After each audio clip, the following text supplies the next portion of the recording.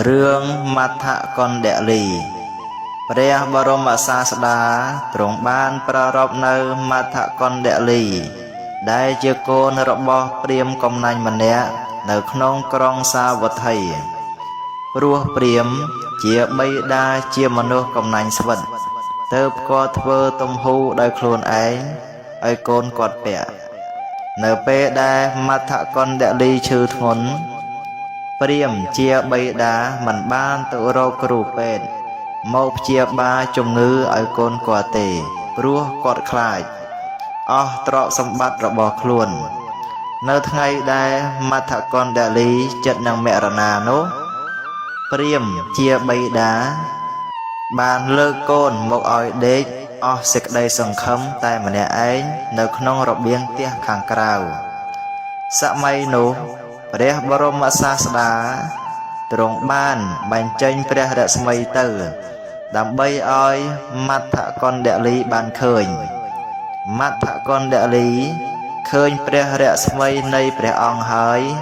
ក៏កើតសេចក្តីជ្រះថ្លាយ៉ាងខ្លាំងក្នុងមួយរំពេចនោះស្រេចហើយ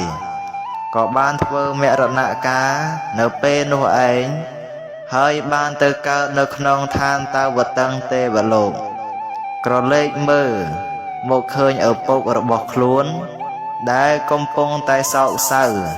យំស្រែកបោកខ្លួនយ៉ាងខ្លាំងទើបបានចុះពីទេវលោកមកដើម្បីជួយសង្គ្រោះដល់ឪពុករបស់ខ្លួនឲ្យបានរួចផុតអំពីសេចក្តីទុក្ខសោកសៅនោះ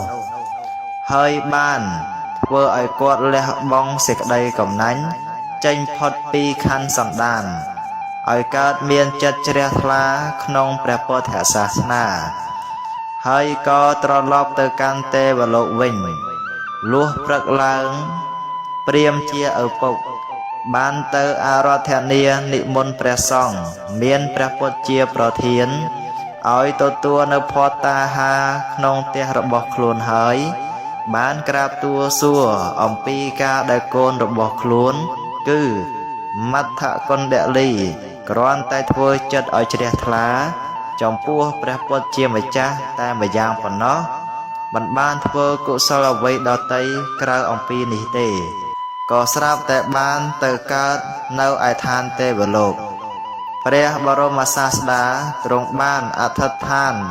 ឲ្យមត្ថកណ្ឌលីទេវបុត្រចុះមកសម្ដែងរឿងពិតដល់ព្រាហ្មណ៍ជាឪពុកនិងមហាជនបានឃើញជាក់ស្ដែងហើយព្រះអង្គត្រាស់ព្រះគាថានេះថាមនោបពាំងកមាធម្មាមនោសេថាមនោមយាមអ្នកសាជេបសន្នេនៈភាសតិវាករោតិវាតតោណੰសុខមនវេតិ